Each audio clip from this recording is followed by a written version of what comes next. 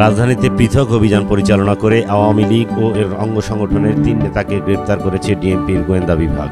গ্রেপ্তারকৃতরা হলেন ঢাকা মহানগর দক্ষিণ কৃষক লীগের সদস্য সচিব আব্দুল মতিন মাস্টার, ৭১ নম্বর ওয়ার্ড যুবলীগের সহসভাপতি মোস্তাক ফকির ওরফে বাঘা ও কেরানীগঞ্জ মডেল থানা আওয়ামী লীগের সহসভাপতি হাজি আলাউদ্দিন।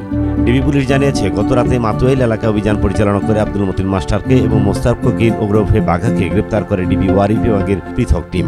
এছাড়া চকবাজার এলাকায় পৃথক অভিযান পরিচালনা করে হাজি আলাউদ্দিনকে গ্রেপ্তার করে ডিবি লালবাগ বিভাগ। গ্রেপ্তারকৃতদের বিরুদ্ধে নানাভাবে সংগঠিত হয়ে রাজধানীর বিভিন্ন স্থানে ঝটিকা মিছিল করে অস্থিতিশীল পরিস্থিতি তৈরির অপচেষ্টার অভিযোগ রয়েছে। তাদের বিরুদ্ধে আইনানুগ ব্যবস্থা গ্রহণ করা হয়েছে।